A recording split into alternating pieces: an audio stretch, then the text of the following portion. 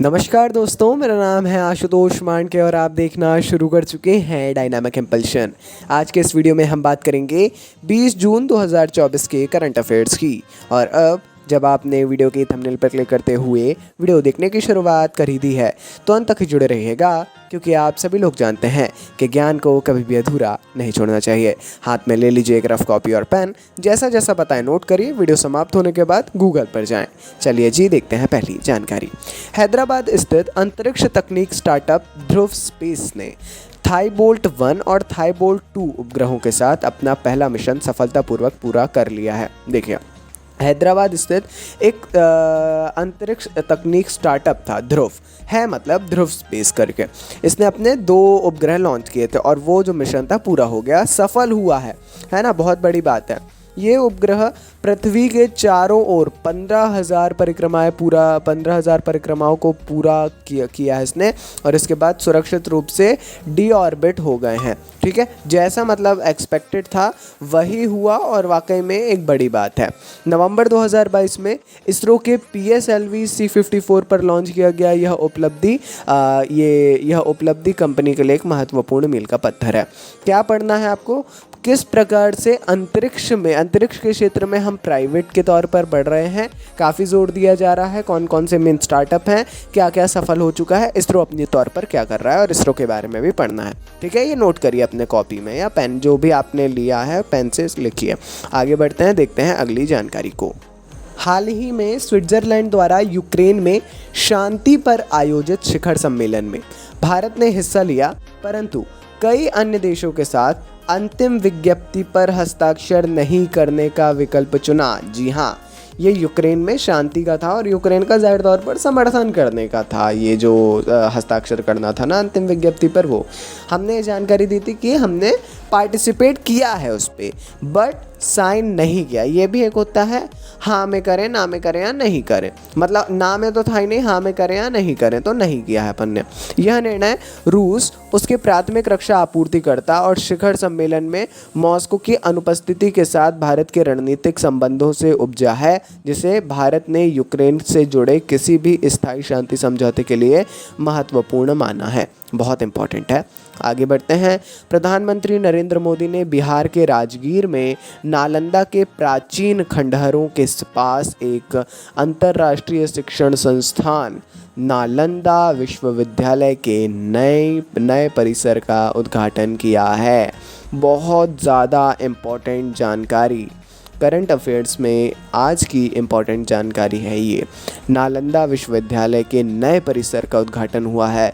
विशालकाय परिसर, बहुत बढ़िया सुविधाओं के साथ में जो है प्रधानमंत्री ने खुद ही इसका अनावरण किया है। प्रधानमंत्री ने कहा कि नालंदा भारत की शैक्षणिक विरासत और विरासत का प्रतीक और ज्ञान का स्थायी प्रकृति का उद्घोष है। बहुत ज़रूरी, नालंदा का इतिहास, वर्तमान, आगे आने वाला समय, सब ज़रूर पढ़िए।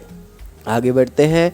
यात्रियों को अपना सामान छोड़ने, टैग इकट्ठा करने और कम समय में चेक इन पूरा करने के लिए, ये पूरी बात कहाँ की हो रही है? एयरपोर्ट की।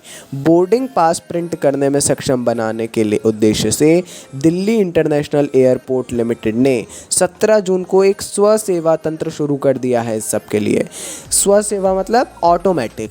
ये क्या है? मतलब सेल्फ सर्विस कोई भी कर सकता है, काफ़ी आसानी होगी जाहिर तौर पर। सामान छोड़ दिया, टैग इकट्ठा कर लिया, कम समय में चेक इन हो गया, बोर्डिंग पास प्रिंट हो गए, सब ये जो है सेल्फ सर्विस। दिल्ली के IGI हवाई अड्डे ने यात्रियों के लिए टर्मिनल 1 और टर्मिनल 3 पर लगभग 50 सेल्फ सर्विस बैग ड्रॉप इकाइयाँ स्थापित की हैं, और वे 3 एयरलाइनों, एयर इंडिया, इंडिगो और इंडिया एक्सप्रेस जो मेन है वहाँ पे, इनके लिए भी शुरू किए हैं। अभी आप कह सकते हैं पायलट प्रोग्राम है ना। धीरे धीरे जो है इसको और वृहद स्तर पर किया जाएगा मेरे ख्याल से। आगे बढ़ते हैं, देखते हैं अगली जानकारी को। वैश्विक परामर्श फर्म क्रोल द्वारा जारी सेलिब्रिटी ब्रांड वैल्यूएशन रिपोर्ट 2023 के अनुसार क्रिकेटर विराट कोहली ने 227.9 मिलियन डॉलर के ब्रांड मूल्य के साथ भारत के सबसे मूल्यवान सेलिब्रिटी ब्रांड के रूप में शीर्ष स्थान हासिल किया है। जी हाँ, वैश्विक परामर्श फर्म है क्रोल, इसके द्वारा हाल ही में सेलिब्रिटी ब्रांड वैल्यूएशन रिपोर्ट जारी की गई है 2023 की। ठीक है, अब इसमें जो है विराट कोहली जो है भारत के सबसे मूल्यवान सेलिब्रिटी हैं। ठीक है, ये 2022 में उनके 176.9 मिलियन डॉलर के ब्रांड मूल्य से वाकई में 30% की वृद्धि है। अब 227.9 मिलियन डॉलर का ब्रांड वैल्यू है या ब्रांड मूल्य है, बहुत ज़रूरी और जैसा हमने बताया काफ़ी इम्पोर्टेंट भी। ठीक है जी, देखते हैं आज के हम अपनी इसके बारे में पढ़ लीजिएगा, इस कंपनी के बारे में थोड़ा, अन्य रिपोर्ट्स के बारे में। ठीक है, आगे बढ़ते हैं, देखते हैं अगली जानकारी को।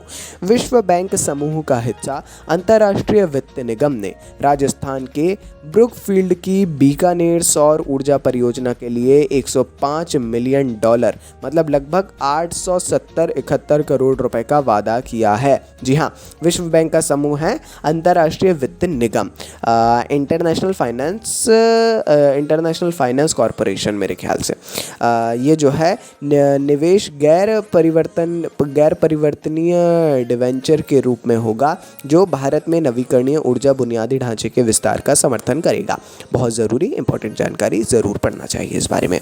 बाकी जैसा हमने बता दिया, कई सारी जानकारियों का मिश्रण एक साथ लाना, कम समय में बहुत सारी जानकारियाँ देना, आपको परिपक्व बना देना। आप करंट अफेयर्स अगर एक हफ्ते डायरेक्टली देख लेते हैं तो हफ्ते भर के करंट अफेयर्स कंप्लीट होंगे ही किसी भी हालत में।